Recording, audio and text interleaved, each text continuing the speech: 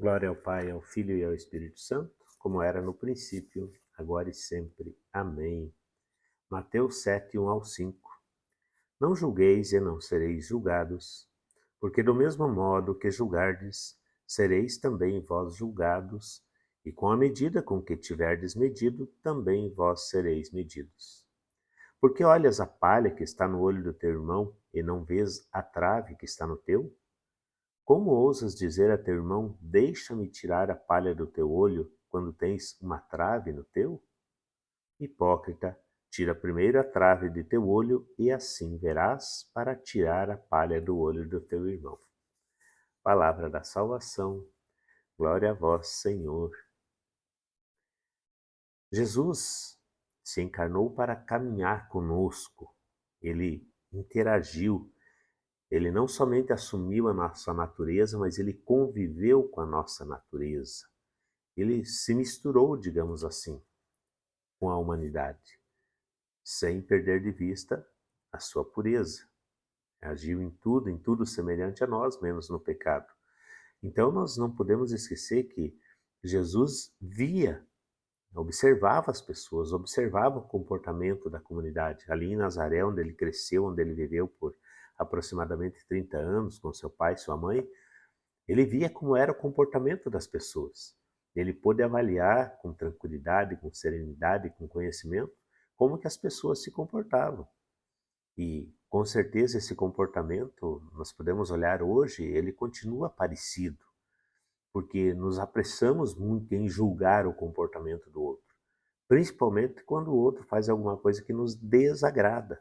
Mas Jesus, ele coloca isso de forma muito concreta.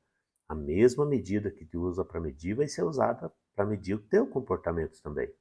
Então, nós esquecemos quando alguém age de uma forma, a gente olha muitas vezes a conduta, o temperamento, a atitude da pessoa e a gente se apressa em julgar do nosso ponto de vista, do alto da nossa posição, mas nós esquecemos de muitas vezes tentar adentrar, tentar olhar para compreender o motivo pelo qual aquela pessoa está agindo daquela maneira, ou agiu daquela maneira, ou tomou aquele caminho, ou tomou aquela proposta, aquela atitude.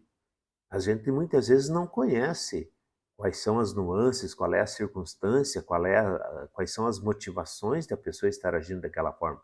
Mesmo que, de repente, a atitude seja muito negativa ou pouco, enfim, não importa o tamanho da atitude que a pessoa tenha feito, mas que a gente esquece de olhar a circunstância, esquece.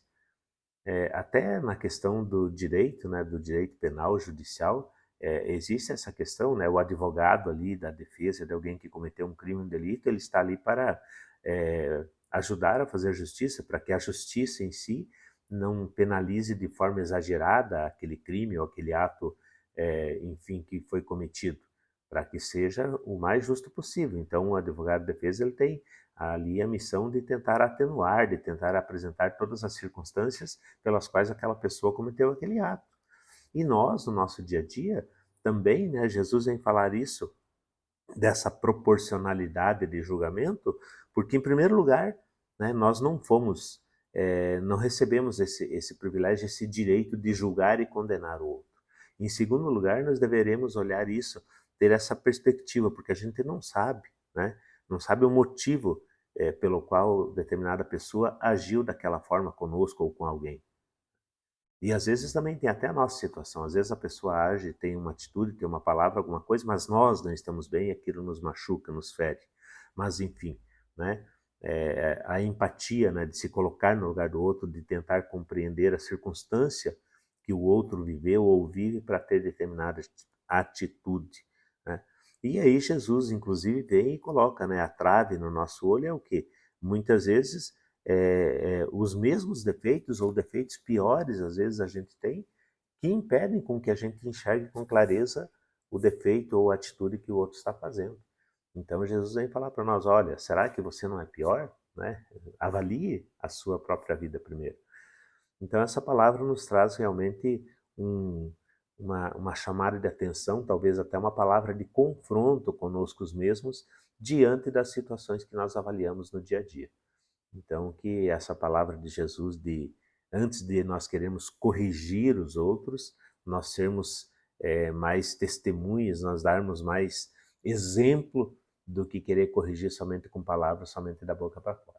Então, que nós possamos ser mais fiéis à palavra de Deus, mais fiéis a Jesus, para que a gente possa ser exemplo e que a trave do nosso olho não atrapalhe a nossa conduta para com os nossos irmãos, o nosso respeito, o nosso carinho e a nossa benevolência.